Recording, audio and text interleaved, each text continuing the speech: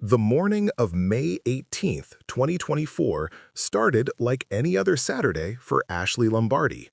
The 42-year-old kayaking instructor had been navigating the Huron River near Ann Arbor, Michigan for over 2 decades. But that morning, after the worst flooding the region had seen in 30 years, something caught her eye that would unravel one of Michigan's most enduring mysteries. Wedged high in the branches of a massive oak tree, nearly 15 feet above the normal waterline, was a faded yellow kayak. Not just any kayak, this was an old-school perception dancer model, the kind that hadn't been manufactured since the late 90s.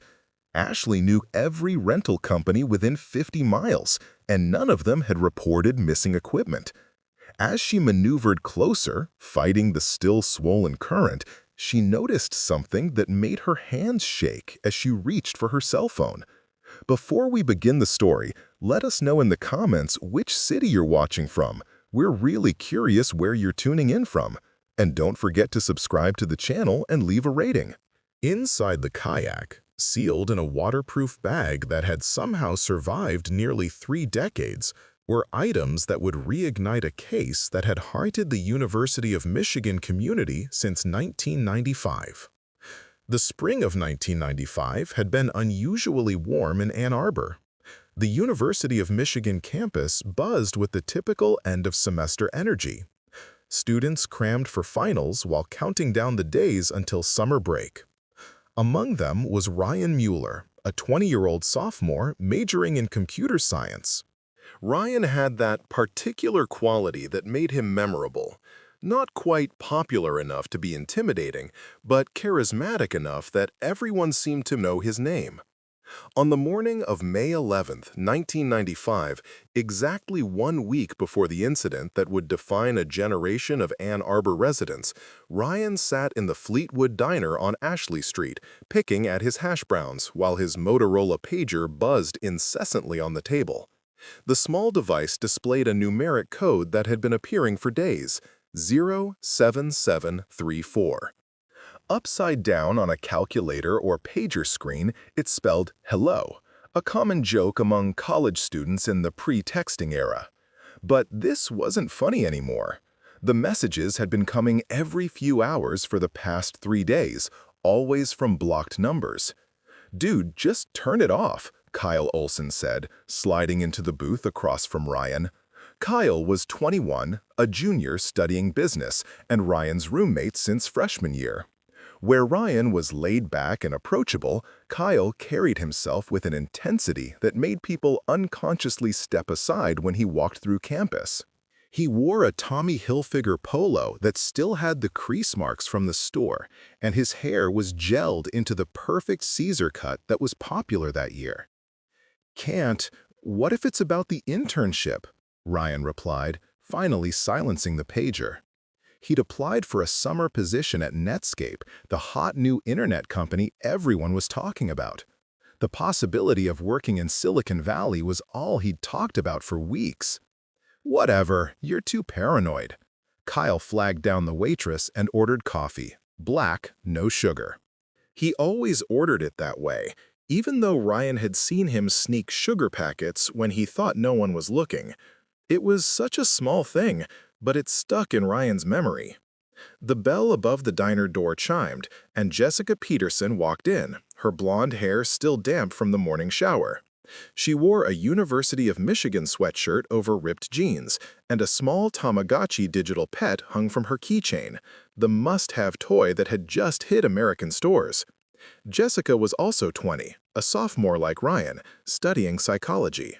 She and Ryan had dated for 6 months before breaking up in March. The breakup had been mutual, they told everyone, though their friends noticed how they avoided being alone together. "Sorry I'm late," Jessica said, sliding in next to Kyle. "I had to return a movie to Blockbuster. They were going to charge me like $12 in late fees for Reality Bites." "You still use Blockbuster?" Kyle smirked. "Just keep the movies. It's not like they're going to send the cops after you." "Some of us don't have Daddy's credit card," Jessica shot back, but she was smiling. This was their dynamic.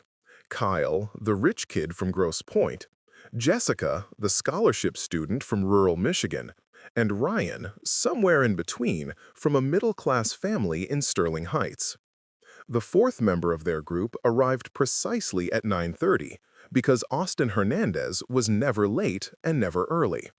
He was 19, a freshman who'd attached himself to their group after Ryan helped him with a programming assignment. Where the others were various shades of confident, Austin carried himself with the careful precision of someone who'd learned to be invisible. He wore an oversized Pearl Jam t-shirt and carried a bulky JanSport backpack that seemed to contain half his dorm room. "The equipment's all set," Austin said without preamble, pulling out a folded piece of paper. "I've got the route mapped out. We launch at McKinley's Crossing at 2:15, hit the rapids around 3:30, and we should reach the takeout point by 5. I called the ranger station and they said the water level's perfect." This was Austin's role in the group, the organizer, the one who handled logistics while others made decisions. He'd been the one to suggest the rafting trip in the first place, after seeing a flyer on campus for adventure sports. One last adventure before summer, he'd pitched it, and surprisingly, everyone had agreed. Ryan's pager buzzed again. This time, the display showed 911, 911, 911.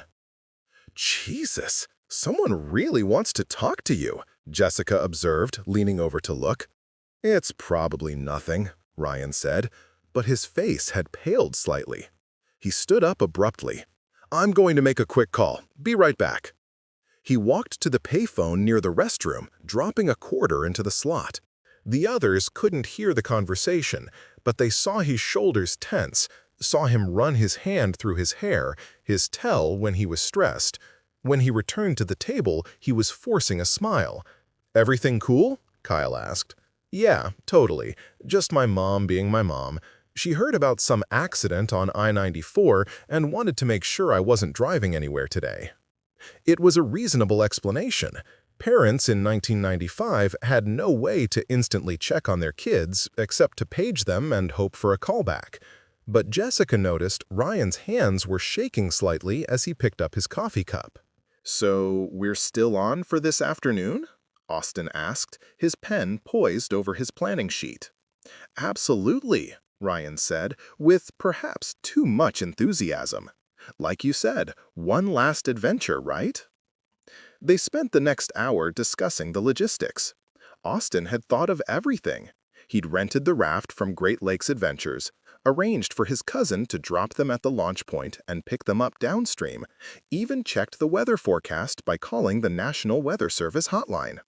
Clear skies were predicted until evening, with a slight chance of thunderstorms after 6 p.m. Kyle excused himself to go to the ATM, saying he needed cash for gas. Jessica went with him, claiming she needed to grab something from the CVS next door. When they were gone, Austin pulled out a Palm Pilot, one of the first models, which had just been released that year. "Check this out," he said to Ryan, showing him the small screen. "I've been keeping track of river conditions for the past 2 weeks. Water temperature, flow rate, everything. We picked the perfect day." Ryan barely glanced at it.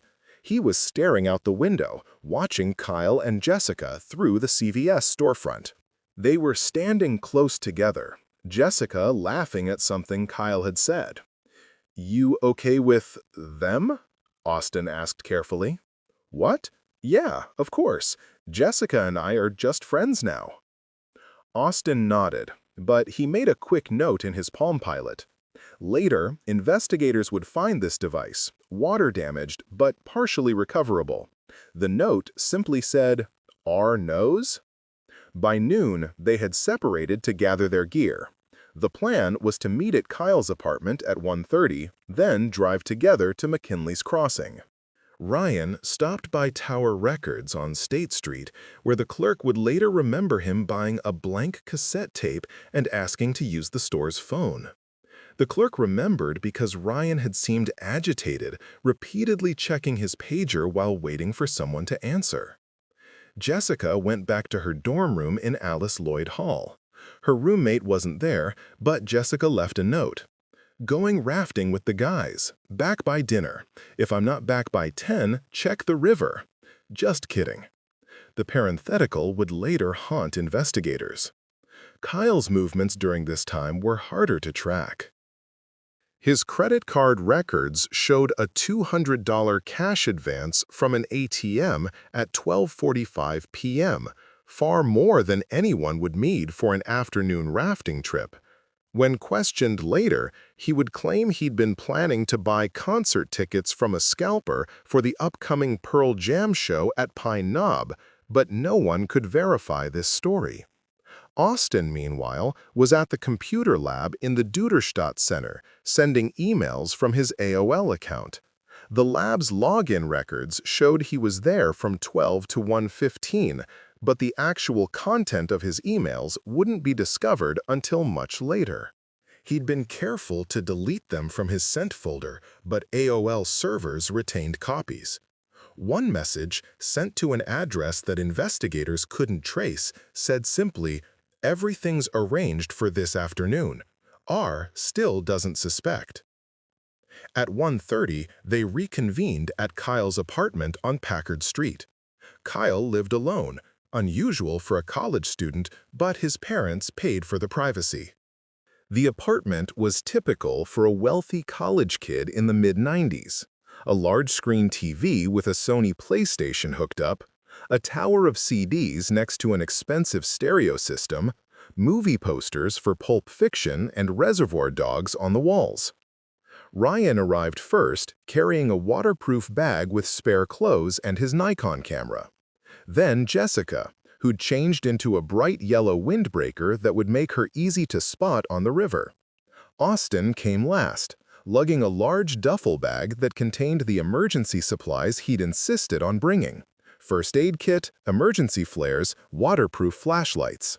"Paranoid much?" Kyle teased, but Austin just shrugged. "Better safe than sorry. The Rangers always say most accidents happen because people aren't prepared." They piled into Kyle's 1994 Ford Explorer, another gift from his parents. Green Day's Dookie album was playing on the CD player, and Jessica sang along to When I Come Around as they drove through Ann Arbor toward the river. It should have been a perfect moment. 4 college friends on the cusp of summer, the whole world ahead of them. But Ryan kept checking his pager, and Kyle kept glancing at Jessica in the rearview mirror. And Austin kept reviewing his notes as if he was preparing for an exam rather than a recreational float down the river. At 2 p.m., they reached McKinley's Crossing. The small parking area was nearly empty, unusual for a Saturday, but the semester was ending, and many students had already left town. The rental company had dropped off the raft as promised, a bright orange 4-person inflatable with Great Lakes Adventures stenciled on the side. As they unloaded their gear, a couple was just finishing their own river trip, pulling their canoe onto the shore. The man would later tell police he remembered the college kids because they seemed to be arguing about something, though he couldn't hear what. The woman remembered the blonde girl in the yellow jacket taking a Polaroid photo of the group by their raft, all of them smiling and throwing peace signs. That photo would become infamous, the last known image of all 4 together. In it, Ryan stands in the center, his smile not quite reaching his eyes. Kyle has his arm around Jessica's shoulders, possessive and casual at once. Austin stands slightly apart, holding a paddle like a staff, his expression unreadable behind his sunglasses. The timestamp on the Polaroid and white border reads, May 11, 1995, 2:15 p.m. At 2:20 p.m., they pushed off from shore. The Huron River was running clear and calm at the launch point, exactly as Austin's research had predicted. The water temperature was a comfortable 68 degrees, warm enough that hypothermia wouldn't be an immediate concern if someone fell in, but cool enough to be refreshing on the unseasonably warm day. For the first mile, everything seemed perfect. Ryan sat in the front of the raft, his paddle cutting through the water with practiced strokes. He'd grown up near Lake St. Clair and knew how to read water. Behind him, Jessica and Kyle sat side by side, occasionally splashing each other like kids. Austin took the rear position, using his paddle as a rudder to keep them centered in the current. They passed under the old railroad trestle that marked the 1-mile point at 2:45 p.m. A fisherman on the bank would later tell investigators he saw them go by, heard them laughing about something. He remembered because one of them, he thought it was the girl, was taking pictures with a disposable camera, the flash going off even in daylight. But something shifted after they passed the trestle. The laughter stopped. Kyle and Ryan began arguing about the route. The river split into 2 channels ahead. The left channel was slower but safer, while the right channel had Class 2 rapids that would provide more excitement but required careful navigation. "We plan to go right," Kyle insisted. "That's the whole point of this trip." "The water's running faster than expected," Ryan countered. "Look at how it's breaking over those rocks." "Since when are you the safety expert?" Kyle shot back. "You've been acting weird all day. What's really going on?" Jessica tried to mediate. "Guys, come on, let's just vote on it." But Austin, uncharacteristically, spoke up firmly. "We go right. I checked everything. It's safe." 3 against 1. Ryan reluctantly steered them toward the right channel. At 3:05 p.m., they entered the first set of rapids. The raft bucked and spun, water spraying over the sides. Jessica screamed, half fear, half exhilaration.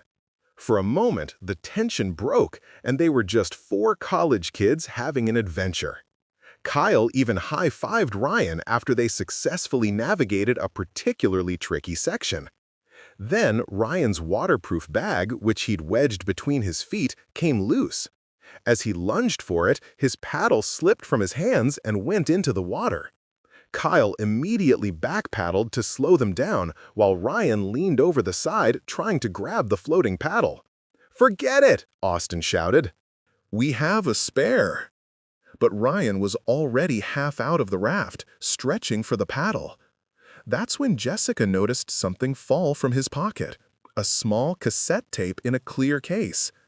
It landed in the bottom of the raft, in the few inches of water that had accumulated there. "Is that?" she started to ask, but Ryan had retrieved his paddle and was settling back into position. "Nothing, just a mixtape," he said quickly, snatching up the cassette and shoving it back in his pocket. But Jessica had seen the label, written in Ryan's distinctive handwriting. Confession, do not play until. Until what? She would wonder about that for the rest of the trip. At 3:40 p.m., they reached the second rapids section, known locally as the washing machine, for the way it tumbled rafts around. This was supposed to be the highlight of the trip. Austin pulled out his waterproof Kodak camera to film some video. The camera was found later, and the footage it contained would prove crucial, though not in the way anyone expected. The video, grainy and shaky, shows 30 seconds of normal rafting. Then the camera swings wildly, catching fragmented images. Kyle's face, twisted in anger, Jessica reaching for something, Ryan standing up in the raft, a dangerous move that violated every safety rule. And in the background, barely audible over the rushing water, voices raised an argument. The audio was mostly incoherent, destroyed by water damage, but forensic experts would later enhance one fragment. "Told you not to," Kyle's voice. "Had no choice," Ryan. "Austin knows," Jessica. Then the camera shut off. The timestamp read 3:42 p.m. At 4 p.m., Austin made the scheduled radio call to the ranger station from his waterproof emergency radio, a piece of equipment that cost nearly $300 in 1995 and that he'd bought specifically for this trip. "This is River Group 7 checking in at Checkpoint 2. All 4 members accounted for, weather holding steady."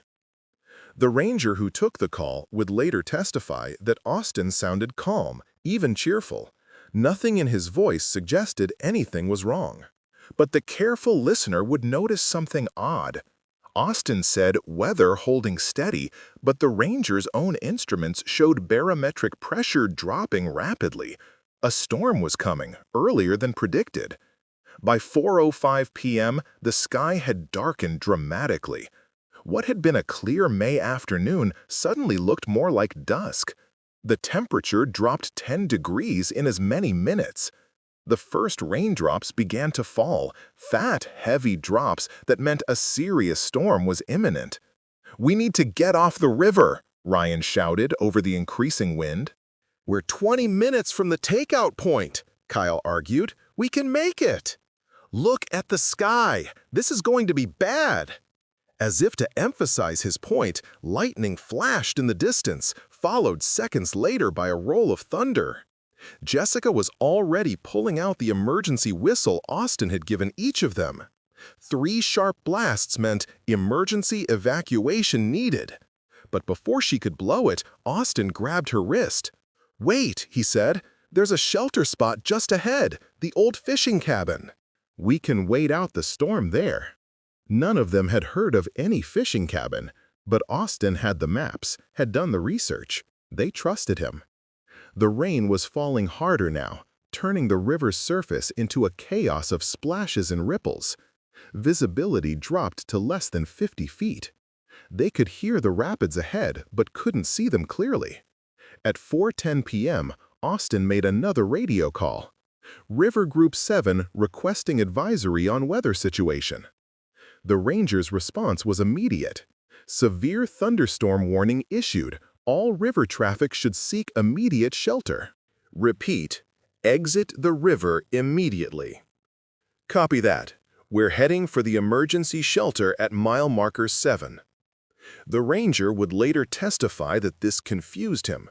There was no official emergency shelter at mile marker 7. But before he could clarify, the radio went silent. The last confirmed sighting of the raft came at 4:15 p.m.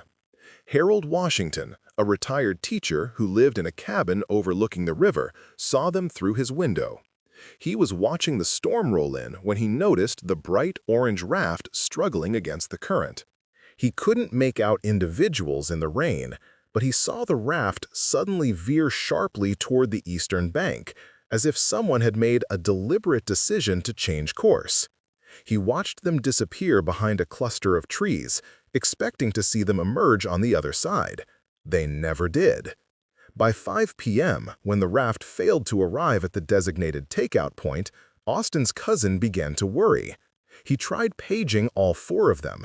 The storm had passed, leaving behind that peculiar golden light that follows afternoon thunderstorms, but none of them responded. At 5:30 p.m., he called the ranger station. The search began at 6 p.m. By then, the river had risen 2 feet due to the storm runoff, and the current was running at twice its normal speed. Search and rescue teams launched boats from 3 different points, while volunteers walked both banks calling out the students' names. At 7:30 p.m., as dusk was falling, they found the first piece of evidence. Jessica's yellow windbreaker was caught on a log jam about a mile downstream from where Harold Washington had last seen them. It was torn but showed no signs of blood.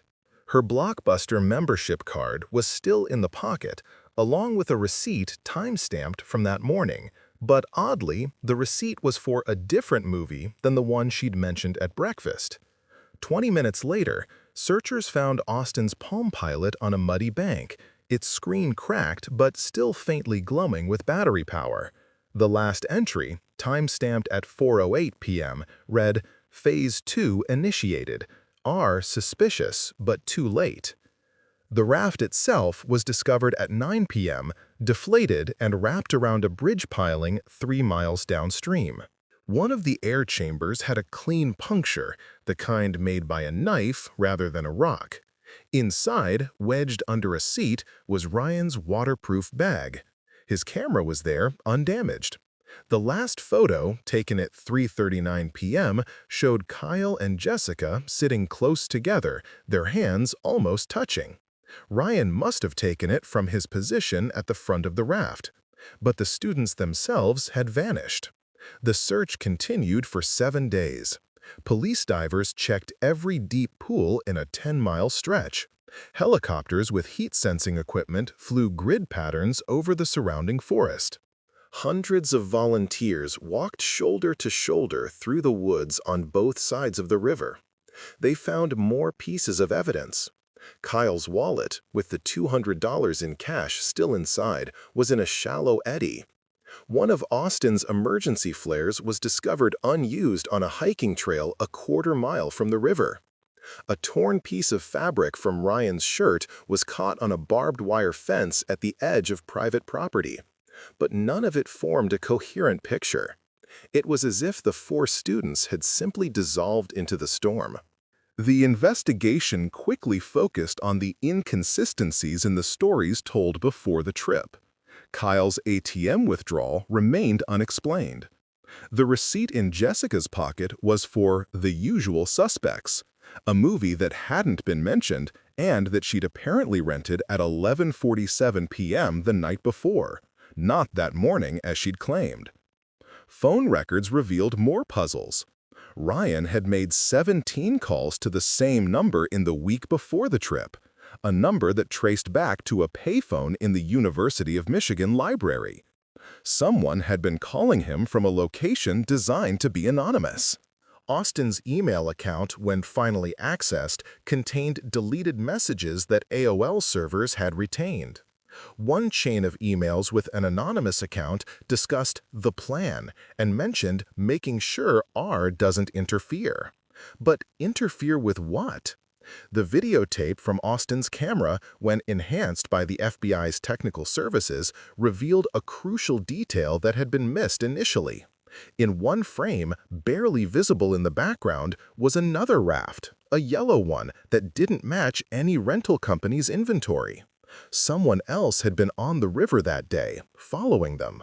As spring turned to summer in 1995, the case grew cold. The students' families hired private investigators. Ryan's parents appeared on America's Most Wanted. Jessica's mother offered a $50,000 reward for information. Kyle's father used his connections to get the FBI involved. Austin's family, recent immigrants from Honduras, could only wait and pray. Theories proliferated on early internet forums and AOL chat rooms. Some believed it was a drug deal gone wrong. Marijuana use was common on campus, and maybe they'd gotten involved with the wrong people. Others suggested a love triangle between Ryan, Jessica, and Kyle had turned violent. A few even proposed that Austin, the quiet one, had snapped under academic pressure. But nothing explained the yellow kayak that Ashley Lombardi would find 29 years later. The items in the kayak that Ashley Lombardi discovered on that May morning in 2024 would have meant nothing to most people. But to Detective Sarah Chen, who had inherited the cold case file when she joined the Michigan State Police's cold case unit in 2019, they were the missing pieces of a nearly 3-decade-old puzzle. Inside the waterproof bag were 3 items: a VHS tape in a sealed case labeled Huron 95, Watch Alone, a Motorola pager that somehow still had battery corrosion, indicating recent use before being sealed away, and most remarkably, a handwritten note on University of Michigan letterhead, dated May 10, 1995, the day before the rafting trip. Detective Chen brought the evidence to the state crime lab in Lansing. The VHS tape was the priority. After careful restoration to prevent the magnetic tape from disintegrating, technicians were able to play it. What they found wasn't footage of the rafting trip, but something far more revealing. The video showed Ryan Mueller, alone in what appeared to be a dorm room, sitting in front of a camcorder. The timestamp read May 10, 1995, 11:47 p.m. Ryan looked exhausted, stressed. He kept running his hands through his hair in that nervous gesture his friends had known so well. "If you're watching this," Ryan began, his voice shaky, "then something happened to me on the river tomorrow, and I need someone to know the truth." He took a deep breath and continued. "3 weeks ago, I discovered something about Austin. He's been selling answer keys to exams, not just helping people study, actually breaking into professors' offices, copying tests, and selling them for hundreds of dollars. I found out because he tried to recruit me, said my computer science skills could help him hack into the department's grading system." Ryan paused, looking directly at the camera. "I told him no. I told him he had to stop or I'd report him. He begged me not to, said he needed the money for his family, that his scholarship didn't cover everything. I gave him until the end of the semester to come clean on his own. But then Jessica found out, not about Austin, about something else. She saw Kyle taking money from Austin. She thought Kyle was buying drugs, confronted him about it. Kyle told her it was nothing, but Jessica didn't believe him. She came to me 3 days ago, wanted to know what I know."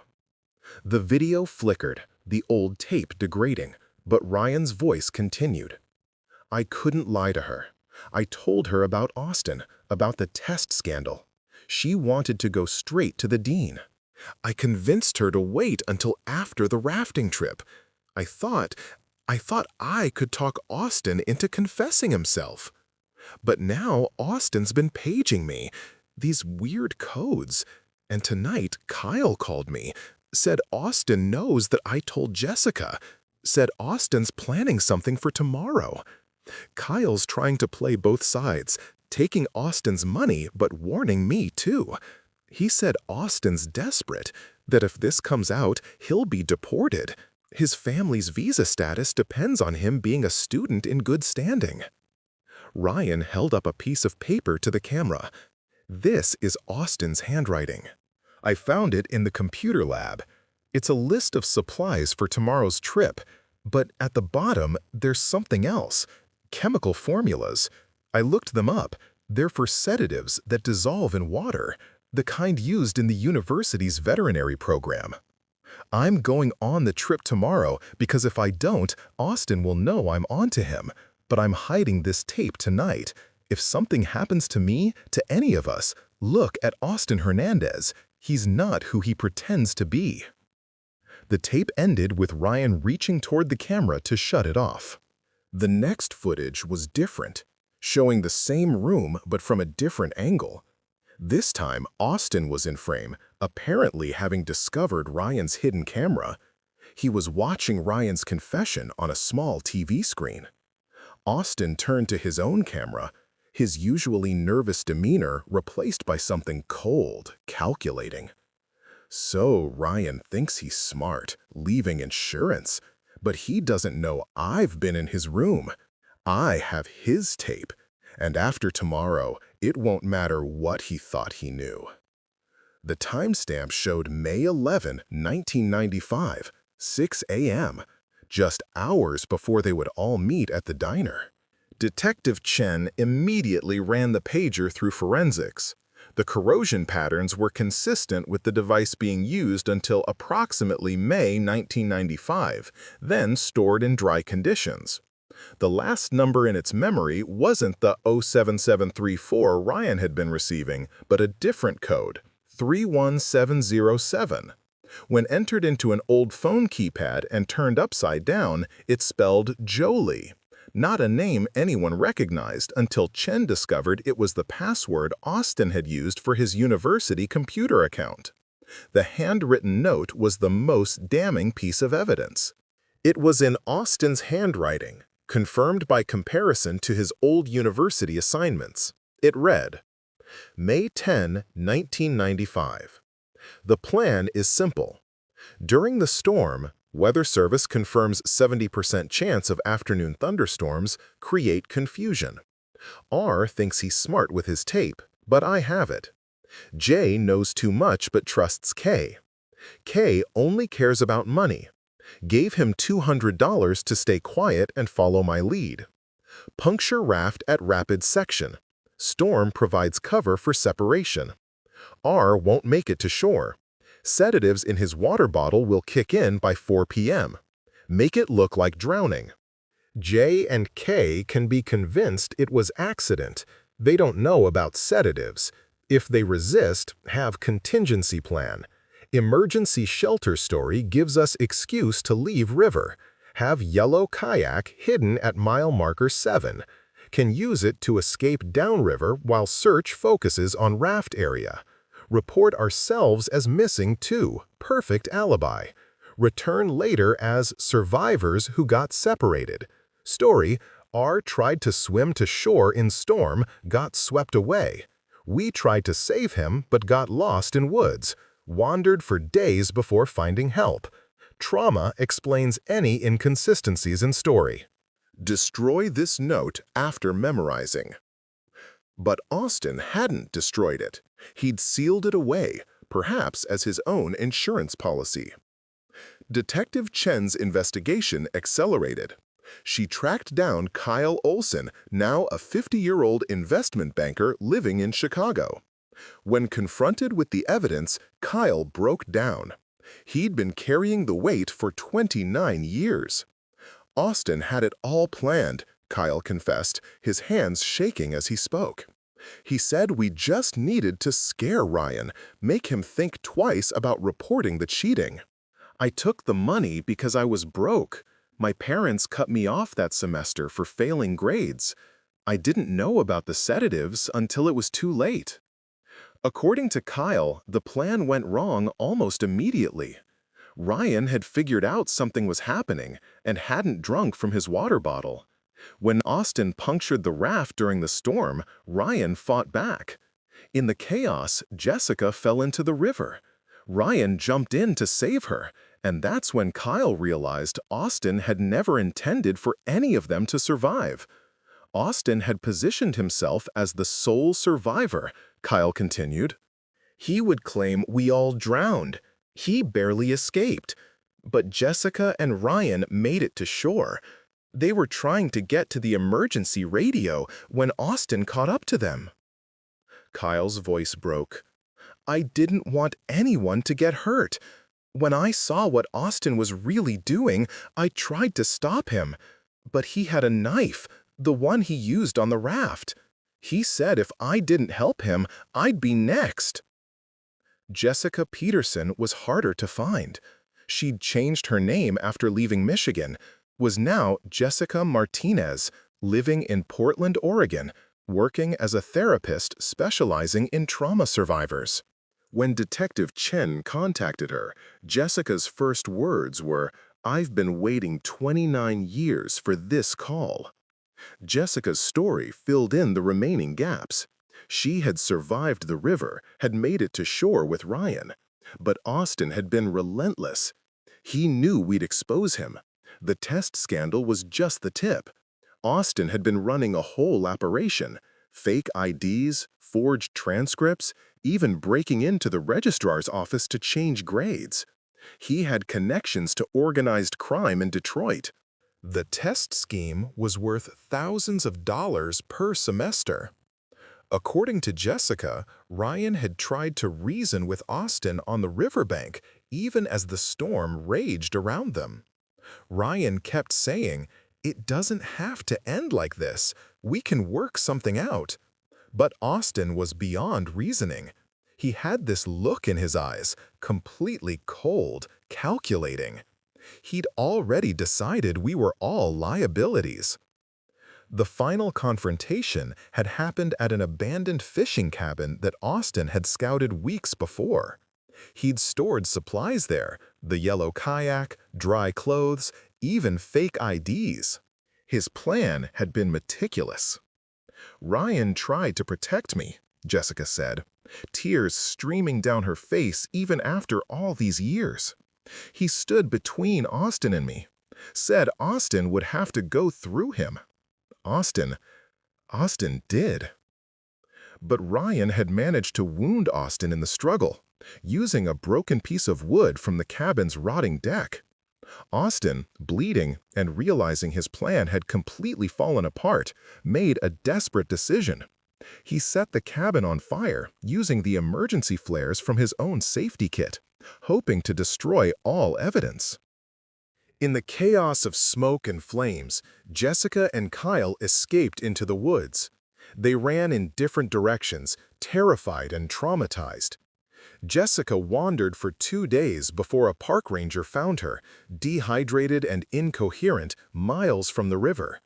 She had no memory of those 2 days, trauma-induced amnesia that doctors said might never fully resolve. Kyle had hidden in an old storm cellar he'd stumbled upon, paralyzed by fear and guilt. By the time he emerged and found help, the official search was focused on the river. His story of getting separated in the storm was believed without question. Neither Kyle nor Jessica knew what had happened to Ryan or Austin after the fire. The case files from 1995 revealed that a burned structure had been found near the river, but it was assumed to be unrelated to the missing students. Just an old fishing cabin struck by lightning during the storm.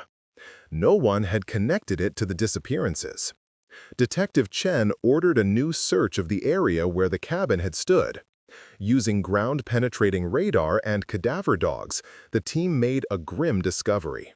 Human remains were found buried in a root cellar beneath the cabin's foundation. Dental records confirmed it was Ryan Mueller. But where was Austin Hernandez? The answer came from an unexpected source. The FBI's facial recognition system, updated in 2023 with new algorithms, had been running cold case photos through its database. Austin's 1995 university ID photo matched with a man living in Quebec, Canada, under the name Alexandre Hernandez. He'd been there since 1996, had built a life as a computer consultant, was married with 3 children. He'd even become a Canadian citizen in 2005. For 29 years, he'd been hiding in plain sight, just across the border.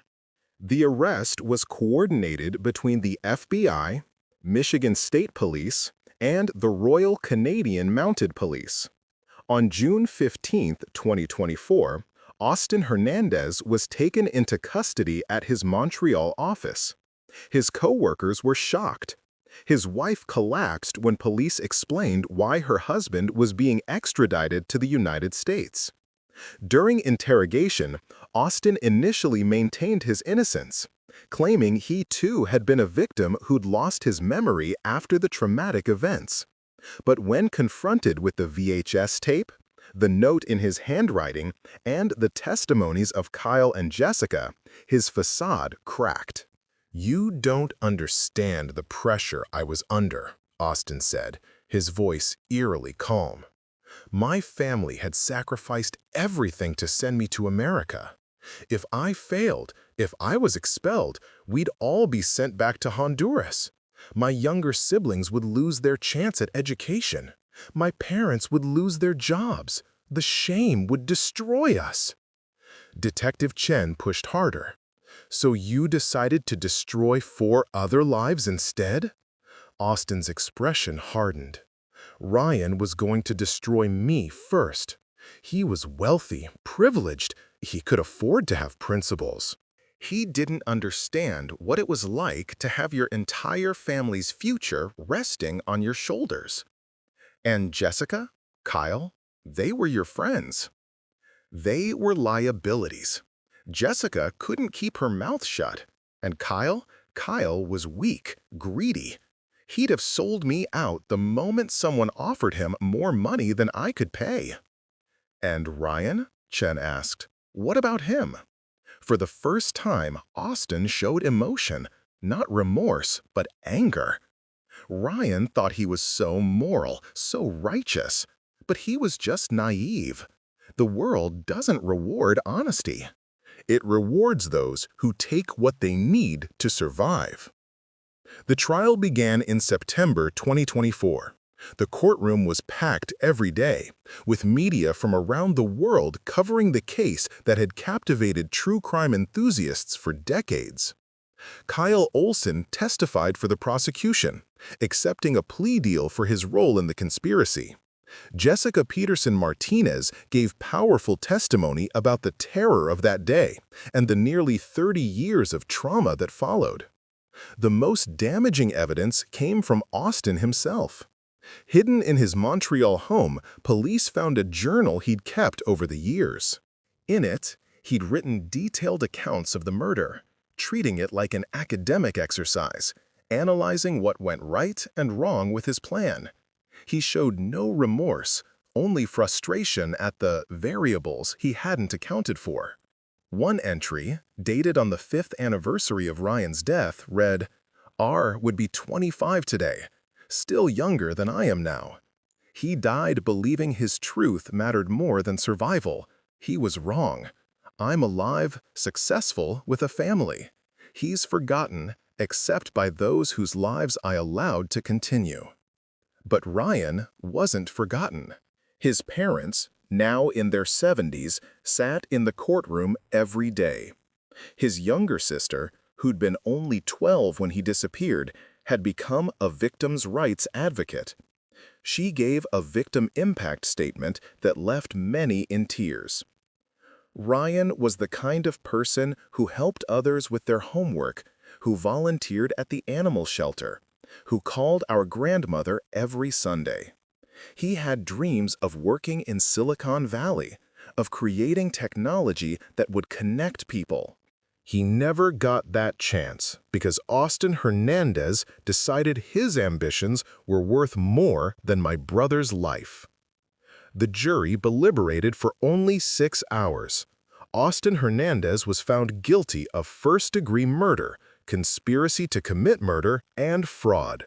He was sentenced to life in prison without the possibility of parole. As he was led away in handcuffs, Austin turned to the cameras and said, "I did what I had to do to survive. In my position, you would have done the same." But Kyle Olson, in an interview after the trial, disputed this. That's the thing about Austin. He always believed everyone was as calculating as he was. But most people, when faced with that choice, would have found another way. Ryan proved that. He died trying to protect Jessica, trying to do the right thing, even when it cost him everything. The yellow kayak that had hidden Austin's confession now sits in the Michigan State Police Museum, a reminder of how long justice can take to arrive. Ashley Lombardi, who found it, received a commendation from the governor. She still kayaks the Huron River, but she says it feels different now, knowing what happened there.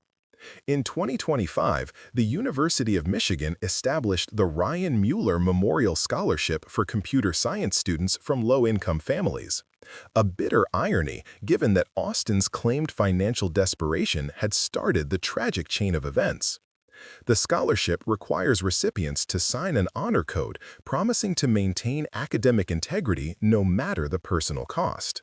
Jessica Peterson Martinez wrote a book about her experience, donating all proceeds to trauma survivor support groups. She still has nightmares about that day on the river, but she says testifying against Austin gave her a sense of closure she'd never thought possible. Kyle Olson served 6 months in minimum security prison for his role in the conspiracy and now speaks at universities about the pressure students face and the importance of making ethical choices. He's never forgiven himself for taking Austin's money, for not speaking up when he realized the plan was spiraling out of control. The case changed how Michigan universities handle academic fraud, implementing new systems to prevent the kind of organized cheating Austin had orchestrated. It also led to improved coordination between American and Canadian law enforcement for tracking suspects who flee across the border. But perhaps the most lasting impact is on the true crime community that had followed the case for decades. The revelation that Austin had been living a normal life in Canada while his victims' families suffered sparked discussions about justice, privilege, and the systems that allow perpetrators to disappear. Dr. Patricia Williams, a criminologist who studied the case, observed, Austin Hernandez represented a particular type of criminal, intelligent, methodical, and completely lacking in empathy. He viewed his victims not as people, but as obstacles to his goals. The fact that he kept detailed notes about the murder, analyzing it like an academic paper, shows a level of detachment that's genuinely chilling. The Huron River still runs through Ann Arbor, and students still raft it every spring. But now there's a memorial at McKinley's Crossing, a simple plaque that reads, "In memory of Ryan Mueller, who died defending his friends and his principles. May 11, 1995. Truth and justice, though delayed, will prevail." On the 30th anniversary of the tragedy, in May 2025, hundreds gathered at the memorial. Ryan's parents, now frail but determined, threw flowers into the river. Jessica and Kyle stood together, survivors bonded by shared trauma. Even some of Austin's family members came, his elderly mother weeping for both the son she'd lost to his own darkness and the young man whose life he'd taken. As the flowers floated downstream, carried by the same current that had swept away 4 college students 3 decades earlier, someone in the crowd started singing "Good Riddance, Time of Your Life" by Green Day, a song that had been popular in 1995, a song Ryan had loved. Others joined in, their voices carrying across the water, a belated farewell to a young man whose dedication to truth had cost him everything but ultimately brought justice. The case of the Huron River rafters stands as a reminder that some secrets don't stay buried, that evidence can surface decades later, and that the truth, no matter how long it takes, has a way of emerging from the depths. Austin Hernandez thought he'd committed the perfect crime, but he underestimated the persistence of those who seek justice and the power of preserved evidence to speak for the dead. In the end, it was Austin's own meticulous nature, his need to document, to keep proof, to maintain control even over his own crimes, that led to his downfall. The yellow kayak with its carefully preserved evidence was meant to be his insurance policy. Instead, it became Ryan Mueller's final testimony, a voice from the past that refused to be silenced. As Detective Sarah Chen said in a post-trial interview, "Cold cases are never really cold. They're just waiting. Waiting for technology to advance, for witnesses to come forward, for evidence to surface." Ryan Mueller waited 29 years for justice. His family waited. Jessica and Kyle carried this burden for 3 decades. But the truth was always there, hidden in a yellow kayak, waiting for the right moment to tell its story.